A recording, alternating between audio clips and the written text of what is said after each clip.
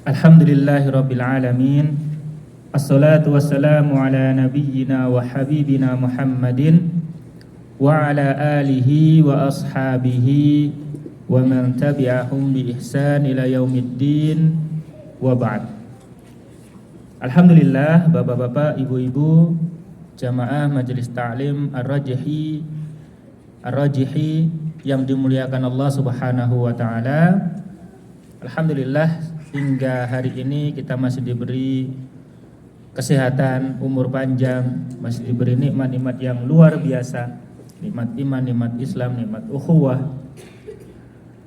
Mudah-mudahan nikmat-nikmat Allah yang begitu besar ini bisa kita manfaatkan sebesar-besarnya untuk mencari ridha Allah, untuk bisa menggapai husnul khotimah. Salawat dan salam mari senantiasa kita haturkan, kita sanjungkan kepada baginda Nabi Muhammad sallallahu alaihi wasallam, uswah dan suri tauladan kita semuanya, yang senantiasa kita harapkan syafaat beliau fi yaumil qiyamah. Bapak-bapak, ibu-ibu, jamaah yang dimuliakan Allah Subhanahu wa taala, insyaallah pada pagi hari ini kita akan melanjutkan membaca kitab Riyadhus Shalihin, dan kita sudah sampai kepada bab yang ke-40. Barangkali yang membawa kitab bisa dibuka bab ke-40. Bisa jadi halamannya berbeda tapi babnya insyaallah sama. Bab 40, Imam Nawawi menyebutkan bab birrul walidain wasilatil arham. Apa artinya? Bab birrul walidain. Bir itu berbakti, walidain kepada orang tua, wasilatil arham menyambung silaturahmi. Beliau mengutip firman Allah Subhanahu wa taala, a'udzubillahi minasyaitonirrajim, bismillahirrahmanirrahim, surat An-Nisa ya, 36. Wa'budullaha wa la tusyriku bihi syai'a. Dan sembahlah Allah, beribadahlah kepada Allah, wala tusyriku bihi syai'a, jangan menyekutukan Allah dengan suatu apapun. Wabil walidaini ihsana, dan kepada orang tua, kepada kedua orang tua berbuat ihsanlah. Antum bisa perhatikan di dalam ayat ini Allah Subhanahu wa taala menyandingkan perintah untuk berbuat ihsan kepada orang tua dengan perintah untuk beribadah kepada Allah dan menjauhi kesyirikan. Meskipun di setelahnya Allah menyebutkan beberapa amal saleh yang lain, tetapi birrul walidain wabil walidaini ihsana ini oleh Allah Subhanahu wa taala diberikan urutan yang pertama setelah perintah untuk beribadah kepada orang tua. Beribadah kepada Allah Subhanahu wa taala. Wabil walidaini ihsana wabidil qurba wal yatama wal masakin wal jari dzil qurba wal jaril junubi wasahibi bil jambi wabni sabili wa ma malakat aymanukum. Dan berbuat ihsan itu diperintahkan oleh Allah kepada siapa? Dzawil qurba. Dzawil qurba itu kerabat, ya, keluarga. Wal yatama, anak-anak yatim, wal masakin, orang-orang miskin, wal jari dzil qurba, tetangga dekat, wal jaril junub, tetangga yang agak jauh, tetangga yang berdekatan dengan kita, di samping kita, wasahibi bil jambi, teman kita dalam pergaulan sehari-hari, teman kerja, teman main, teman pengajian, teman-teman yang lain. Wabni sabil, ibnu sabil, wa ma malakat aymanukum, dan budak sahaya. Bahkan kepada budak sahaya kalau masih ada, kalau punya, kita diperintahkan untuk berbuat ihsan, berbuat baik. Ya, berbuat ihsan atau berbuat baik. Kemudian Allah juga berfirman dalam surat An-Nisa ayat 1, a'udzubillahi minasyaitonirrajim, wattaqullahal-ladzi tasaaluna bihi wal arham. Dan bertakwalah kepada Allah. Alladzina tasaaluna bihi. Tasaalun itu di sini kita diperintahkan untuk bertakwa kepada Allah, di mana Allah ini menjadi yang menjadi biasanya kalau seseorang saling menuntut menggunakan nama Allah, ya, saling meminta menggunakan nama Allah. Kemudian juga kita disuruh bertakwa untuk menjaga al-arham. Ya, menjaga al-arham. Kerabat. Arham itu dari rahim. Disebut rahim dari rahim. Artinya kerabat ini ya kerabat darah ya, kerabat apa namanya? Keluarga dalam ikatan darah. Begitu ya. Kemudian Allah juga berfirman dalam surat Ar-Ra'd ayat 21, walladzina yasiluna ma amarallahu bihi an yusal. Yaitu mereka orang-orang yang menyambung apa-apa yang diperintahkan oleh Allah untuk disambung. Ini apa? Menyambung silaturahim. Kemudian di dalam surat Al-Ankabut ayat 8, wa wassaynal insana biwalidayhi husna, dan kami wasiatkan kepada manusia agar mereka berbuat baik kepada kedua orang tua. Kemudian di dalam surat Al-Isra 23 sampai 24, wa qadha rabbuka alla ta'budu illa iyyahu wa bil walidaini ihsana. Ini seperti yang ayat pertama, cuman di sini yang disebutkan oleh Allah adalah hanya birrul walidain saja, dan Allah menyetarakan ya dalam satu disambung dengan harfu wa. Perintah Allah untuk beribadah hanya kepada Allah disambung dengan perintah untuk berbuat baik kepada kedua orang tua. Ini menunjukkan bahwasanya birrul walidain itu memiliki tempat yang begitu tinggi di dalam di dalam agama Islam. Kemudian imma yablughanna indakal kibara ahaduhuma aw kilahuma fala taqul lahumā uff wa la tanharhuma wa qul lahumā qawlan karīmā. Apalagi ketika kedua orang tua kita atau salah satu kedua orang tua kita sudah tua, jangan sekali-kali mengatakan uff. Ini bukan berarti kalau belum tua boleh mengatakan uff, tidak. Kepada orang tua jangan sekali-kali mengatakan uff. Uff itu apa? Hus, kalimat yang tidak sopan, kalimat yang tidak pantas diucapkan kepada orang tua. Uff ini hanya contoh. Dalam prakteknya banyak kalimat-kalimat yang bisa menyakiti hati orang tua kita. Jangan sampai kita ucapkan. Kalimat saja tidak boleh, apalagi yang selebihnya. Kata loh, ini kalimat itu lebih tepatnya kata ya kalau dalam bahasa Indonesia. Lebih tepatnya satu kata saja, uff dan hus, gitu ya, ke orang tua. Mungkin orang tuanya cerewet, ya maunya kan baik, ngasih tahu anaknya begini ABCD, dibilang hus. Ada yang pernah begitu? Naudzubillah. Itu dilarang Allah Subhanahu wa taala. Kalau bilang begitu saja nggak boleh, apalagi kalimat yang lebih panjang. Bisa kita bayangkan kalimat yang lebih panjang. Maka ini termasuk larangan Allah dan termasuk dosa besar, termasuk uququl walidain. Jadi birrul walidain lawannya apa? Uququl walidain. Kalau kita tidak bisa berbuat ihsan kepada kedua orang tua, tidak bisa berbakti kepada orang tua, berarti lawannya kita sedang durhaka kepada orang tua. Wahfid lahuma janaha dzulli minar rahmah. Kita diperintahkan oleh Allah Subhanahu wa taala untuk menundukkan sayap. Menundukkan sayap. Memberikan rahmah, kasih sayang. Artinya kalau kita ada rasa jengkel kepada orang tua, lawannya birrul walidain. Kita diperintahkan Allah untuk memberikan rasa rahmah, kasih kepada orang tua. Barangkali yang namanya orang tua itu manusia biasa. Ada yang orang tuanya malaikat yang tidak ada salah? Ada? Tidak ada. Orang tua kita manusia biasa. Salah wajar. Kadang omongannya kadang-kadang kita tersinggung. Pernah tersinggung dari omongan orang tua? Pernah? Sering. Tapi orang tua kita pernah tersinggung dari omongan kita?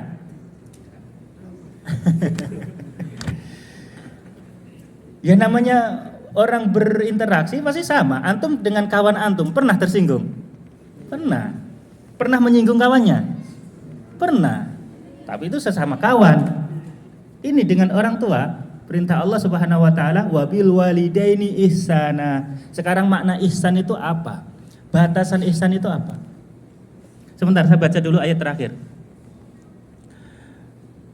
Ini tadi ya. Wahfid lahuma janaha dzulli minar rahmah. Turunkan janah sayap adzul. Itu kalau gambarannya antum kalau lihat ayam masih punya anak-anak kecil, ayam itu kalau habis bertelur itu kan suka begini ya. Anaknya ya begitu. Itu karena kasih sayang seorang ibu kepada anaknya. Nah, kita diperintahkan kepada orang tua itu bersikap begitu kepada orang tua. Ya. Penuh kasih ke orang tua. Kasihan gitu, ngasihi orang tua. Barangkali orang tua kita, orang tua saya kok belum sholat ya. Ada rasa kasihan. Apa ininya? Kemudian langkah berikutnya, usahakan untuk supaya dibilangi pelan-pelan, yuk sholat pak, yuk sholat bu. Orang tua saya kok belum konsisten ya pakai jilbab. Misal, ada kasihan dari diri kita.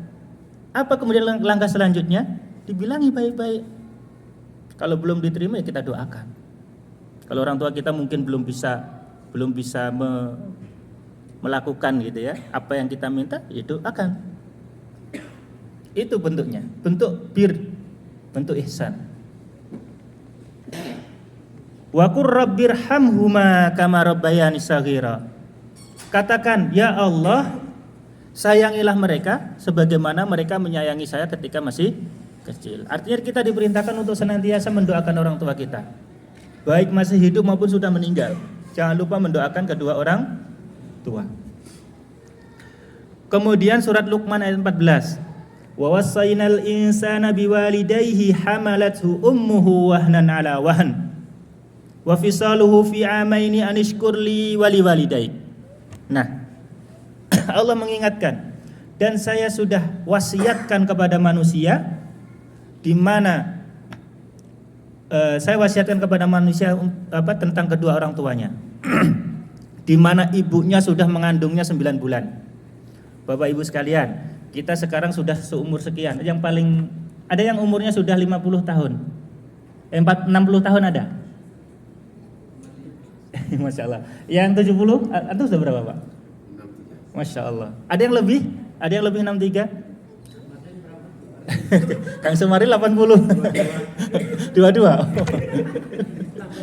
Baik. Bapak Ibu sekalian yang dimuliakan Allah Subhanahu wa taala. Yang hadir di sini yang umurnya barangkali paling tua. Dulu pernah dikandung enggak sama ibunya?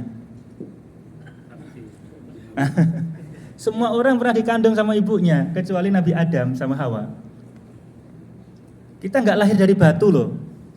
Kita lahir dari siapa? Dari orang tua, dari ibu kita.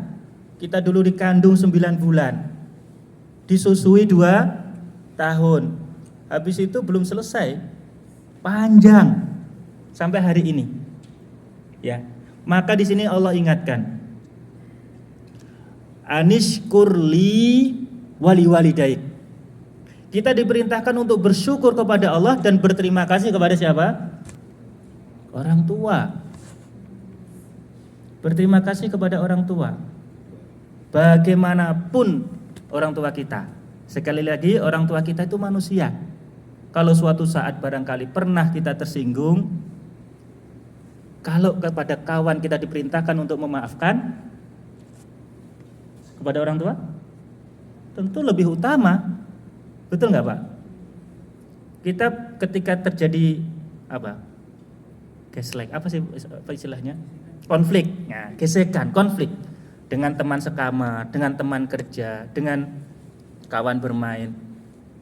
Kita diperintahkan untuk melakukan islah. Melakukan islah, minta maaf kalau memang bersalah. Bahkan salah satu yang oleh Rasulullah diberi toleransi untuk berbohong itu apa? Mengislah antara kedua kedua orang yang sedang bertikai. Ini dua orang yang sekedar kawan. Bagaimana dengan orang tua kita? Ada orang yang anak yang mungkin apa istilahnya, dongkol ke orang tuanya, akhirnya tidak mau bicara sama orang tuanya bertahun-tahun. Ada seperti itu. Tentu ini salah satu atau bentuk sikap-sikap yang tidak semestinya. Perintah Allah Subhanahu wa taala untuk berbuat ihsan, berbuat baik kepada orang tua kita dan bersabar dengan mungkin hal-hal yang membuat kita tersinggung dari orang tua kita. Dan Masya Allah, Allah Subhanahu wa taala insya Allah ya, ketika kita bisa berbuat ihsan kepada orang tua, pintu-pintu kebaikan itu Allah buka. Pintu-pintu kebaikan Allah buka. Allah Subhanahu wa taala, Rasulullah yang menyebutkan raghima anfum mri'in. Raghima anfum itu apa? Celaka. Orang, beliau menyebutkan tiga kalau tidak salah, tiga hal. Salah satunya celaka seorang yang hidup kemudian ada kedua orang tuanya masih hidup, kemudian dia tidak mendapatkan surga melalui mereka berdua. Bapak ibu kita, ikhwas sekalian, itu pintu surga yang Allah sediakan. Kita capek-capek ya, qiyamul lail, capek-capek siam, capek-capek bekerja beramal sana sini. Di rumah kita ada kedua orang tua kita, pintu surga itu kita abaikan, raghima anfum mri'in. Celaka. Hati-hati, makanya birrul walidain ini sesuatu yang perlu kita perhatikan. Nah pertanyaannya, batasan birrul walidain itu apa? Ada yang saya sering ditanya begitu ya. Saya berbakti kepada orang tua itu batasannya apa? Apakah ngirim uang tiap bulan? Apakah harus nemenin? Apakah harus gimana? Kadang kita bingung. Maka kalau menurut saya, ini sebatas yang saya ketahui, birrul walidain itu bagaimana kita yakin orang tua ridho kepada kita. Rasulullah menyampaikan ridallah fi ridha al-walidain wa sakhatullah fi sakhtil walidain. Ketika orang tua kita ridho, Allah ridho. Ketika orang tua kita marah ke kita, Allah marah. Nah pertanyaannya, bagaimana antum bisa membuat orang tua ridho? Itu barangkali tiap orang tua beda-beda. Benar nggak? Batasannya ridho nggak orang tua kita ke antum? Ridho nggak orang tua antum ke antum? Itu batasannya. Nah untuk membuat orang tua ridho, karena sekali lagi orang tua kita manusia ya, manusia itu tidak luput dari dosa. Kadang-kadang ya orang tua susah kadang-kadang. Nah bagaimana kita membuat orang tua ridho? Ya, dari sebatas yang saya ketahui, ya semua yang membuat orang tua ridho dan rela dengan kita usahakan dengan dua catatan. Pertama, selama permintaan orang tua itu tidak melanggar syariat, maka sebisa mungkin kita usahakan untuk bisa melakukan. Kalau orang tua kita menyuruh yang sesuatu yang melanggar syariat, ya jangan. Misalnya nyuruh nyuri, orang tuanya profesinya maling, terus ngajak maling, ya jangan mau. Maka bentuk ihsan, bahkan bentuk ihsan kita kepada orang tua, kalau orang tua kita salah ya harus kita luruskan dengan cara baik-baik. Bahkan ketika orang tua kita berbeda akidah dengan kita, non muslim misalnya, tetap wajib kita sebagai seorang muslim berbakti kepada orang tua kita yang non muslim. Jangan dikira kemudian tidak wajib berbakti. Ya selama orang tua kita tidak nyuruh untuk mengikuti agama dia, ya berbuat baik, membantu dan seterusnya, itu tetap berlaku. Jadi apa catatannya? Selama tidak menyuruh kepada yang dilarang Allah. Jadi selama yang dia minta, yang orang tua minta kepada kita itu sesuatu yang boleh, kalau kita bisa lakukan, kita lakukan untuk mendapatkan apa? Ridho orang tua. Yang kedua, selama kita mampu. Ya kadang-kadang orang tua kita kan mengharap sesuatu yang tidak di luar kemampuan kita. Contohnya apa?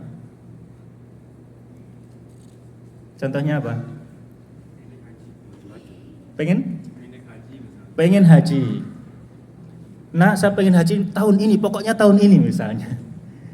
Ya ini kan kadang-kadang ada, misalnya ada orang tua begitu ya. Ya tergantung kita mampu enggak.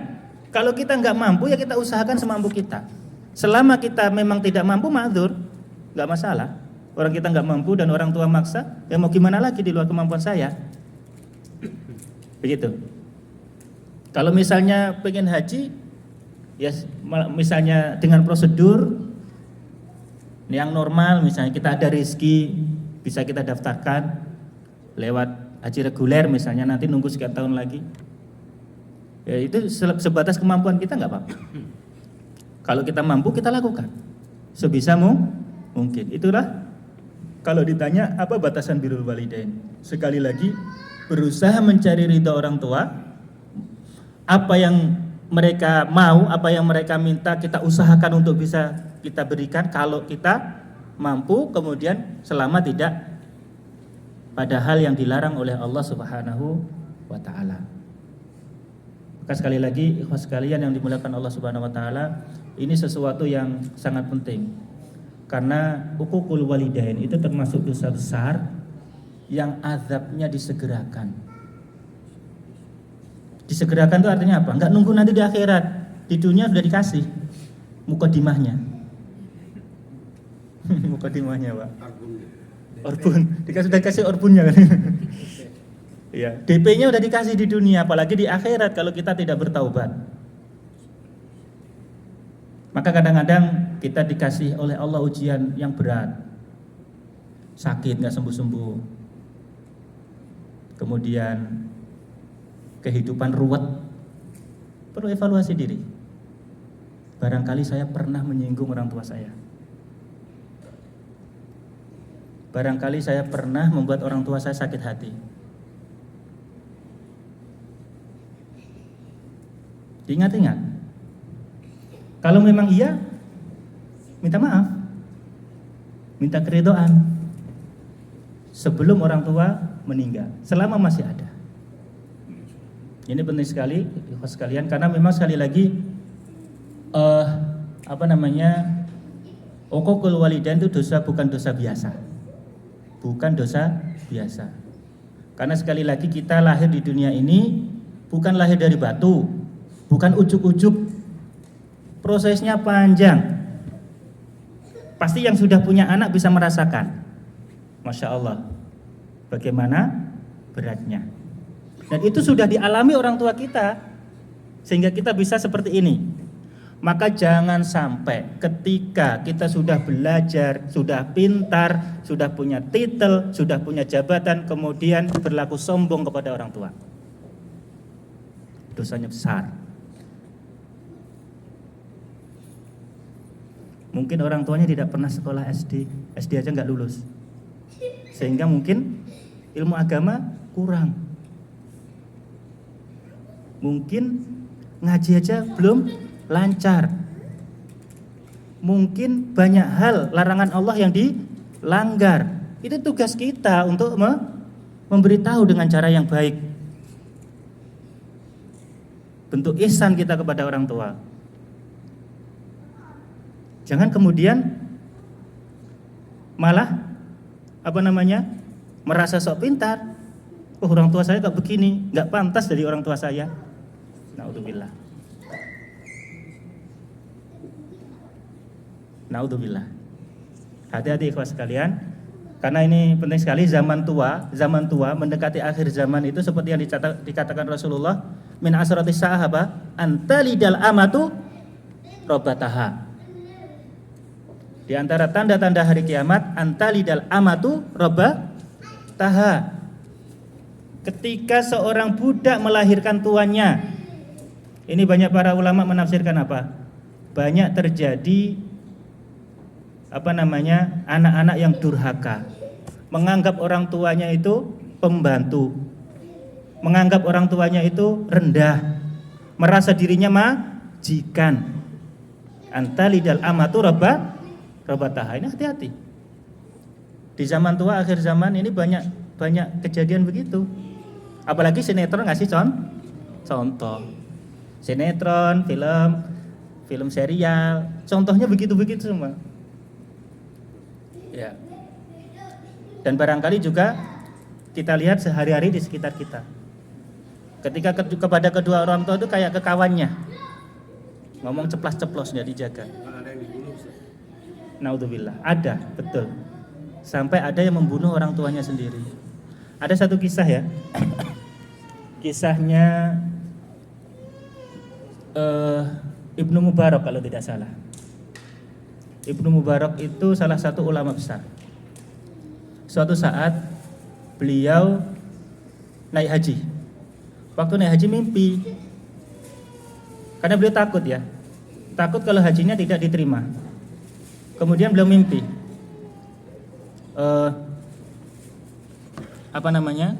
Dikasih tahu bahwasanya semua yang haji diterima hajinya kecuali satu orang.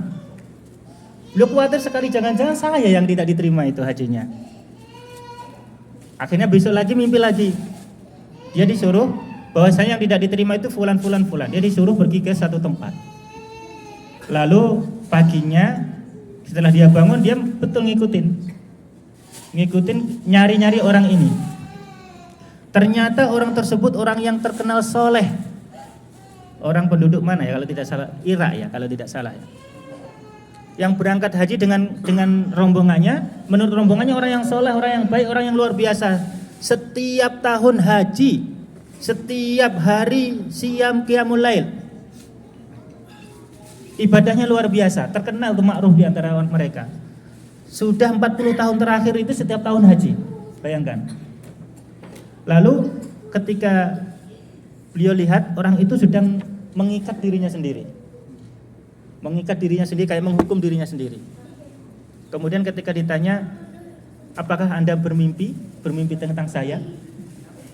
Lalu Ibnu Mubarak, betul, saya bermimpi tentang Anda dan haji Anda tidak diterima. Akhirnya orang ini menangis. Setelah ditanya kenapa begitu, orang ini ternyata ketika di masa muda termasuk orang yang nakal, suka mabuk-mabukan. Suatu saat pulang ke rumah mabuk, belum sholat, dibilangi orang ibunya, "Nak, kamu belum sholat." Malah ibunya dipukul, dilempar ke tempat perapian. Akhirnya terbakar, meninggal. Istrinya nggak bisa apa-apa, nggak bisa bantu. Pas paginya dia sadar, sudah tahu ibunya sudah meninggal, dah gosong. Kemudian habis itu dia menyesal, tapi udah terlambat. Ibunya udah meninggal. Dia pengen bertobat, akhirnya memperbaiki diri, banyak amalnya, banyak ibadahnya, tiap hari haji. Tapi ya itu tadi, setiap dia haji ada orang yang bermimpi ngasih tahu dia hajinya tidak diterima. 40 tahun. Akhirnya Ibnu Mubarak pergi. Setelah pergi dia bermimpi lagi. Diberitahu bahwasanya jangan membuat orang putus asa. Artinya begini, sebesar-besar dosa kita ada peluang untuk bertobat. Maka jangan membuat orang putus asa. Kasih kabar dia, beri dia kabar gembira bahwasanya tobatnya akan diterima, tetapi tetap kelak nanti di akhirat dia akan dihisab terkait dosanya dia dengan ibunya. Ya, ini salah satu contoh ya, kisah yang barangkali bisa kita jadikan pelajaran. Jadi Masya Allah, kita belum sempat membaca hadisnya, ini baru muqaddimah. Insya Allah kita lanjutkan selanjutnya ya, karena waktu sudah habis. Sebelum kita tutup, barangkali ada 1-2 pertanyaan, silahkan.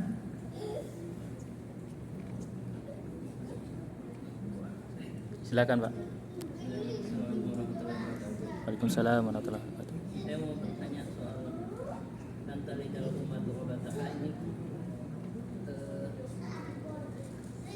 Tuhan yang melahirkan, hamba yang melahirkan Tuhan ini kan diibaratkan anak-anak yang kemudian menjadi tuan bagi orang tuanya. Mungkin analoginya kayak dulu misalkan orang tua itu kan agak keras ke anak-anaknya. Nah sekarang ini kan orang tua lembek ke anaknya. Jadi orang tua yang kemudian menurut saya memberikan peluang bagi anak-anaknya itu durhaka ke orang tuanya, karena memang dari kecil misalkan mereka dari Dimanja gitu ya. dimanja dan terlalu manja ke anak-anak, dan akhirnya anak-anak nggak memiliki pendidikan moral yang baik untuk berbakti ke orang tua. Jadi Iya. gimana solusinya? Iya. Jadi memang metode pengajaran itu bisa fleksibel ya, tergantung zaman. Tentu cara mengajar orang tua kita diterapkan sekarang tidak bisa. Zamannya lain. Ya, zamannya lain. Apalagi metode yang diterapkan kakek nenek kita dulu tentu akan sangat berbeda sekali dengan sekarang.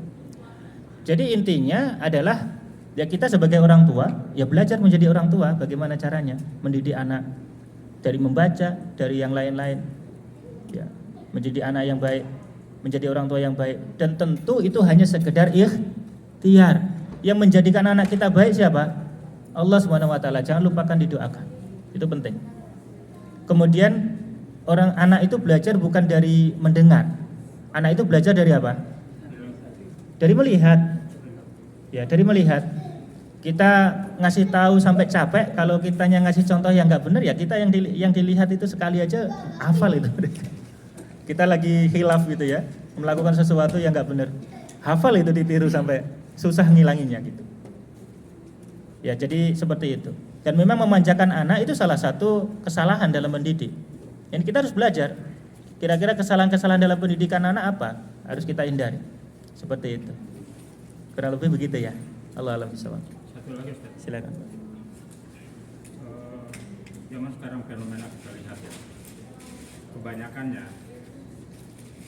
seorang anak yang biasanya yang kebanyakan kita lihat sudah berhasil gitu, lebih cenderung mengambil orang tuanya tinggal bersama, dan tanpa mereka sadari mereka menjadikan orang tua sebagai tanda kutip pembantu gitu, urus anaknya, urus rumah tangganya, sementara mereka bekerja menjadi di samping dalam arti kalau orang tuanya ridho seumpamanya itu bagaimana tuh? Sementara anaknya ini merasa senang gitu, oh untung ada orang tua saya. Baik. Jadi kadang-kadang Bapak Ibu sekalian, sesuatu yang membuat orang tua kita senang. Contohnya ketika orang tua kita bermain-main sama cucu, itu mereka senang. Ya selama tidak membebani, ya selama itu seridhonya orang tua kita, ya insya Allah tidak apa-apa. Tapi jangan kemudian kita membebani orang tua gitu, mengandalkan. Nah itu yang tidak tepat. Ya.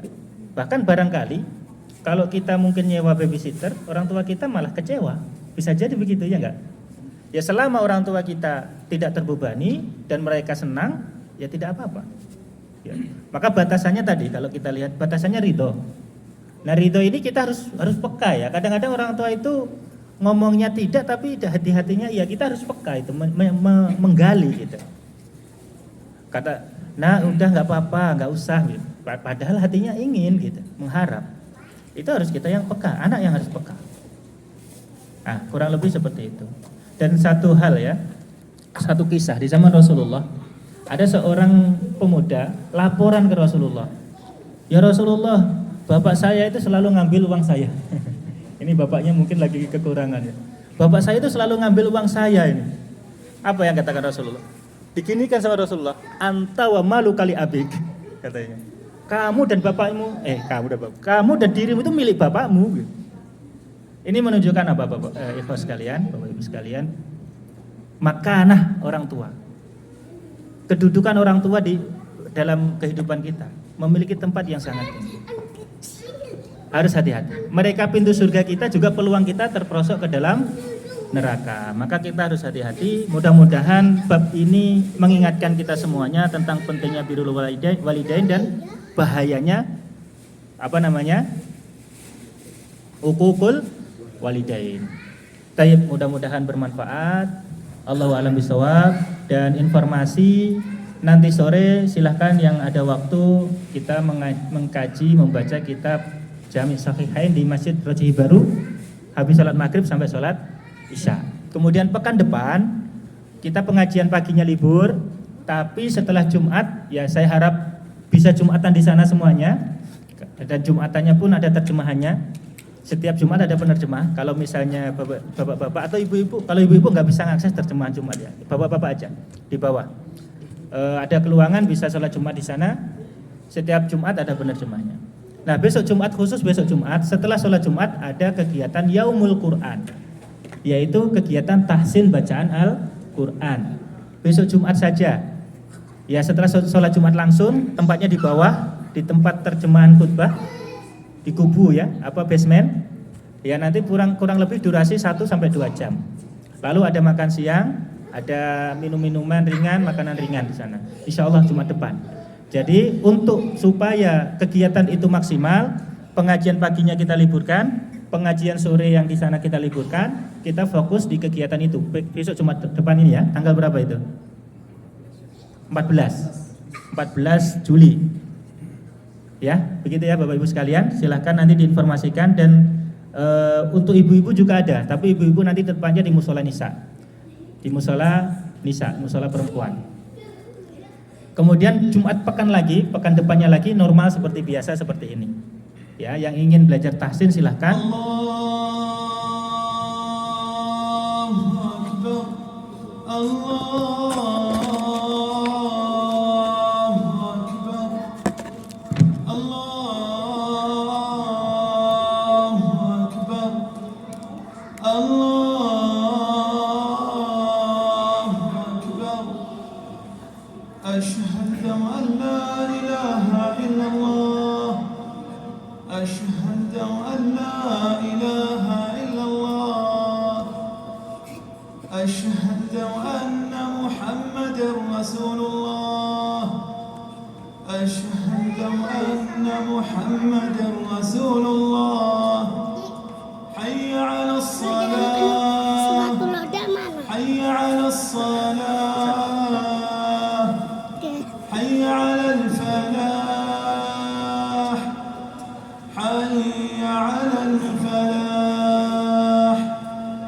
Allahu Akbar. Allahu Akbar. La ilaha illallah.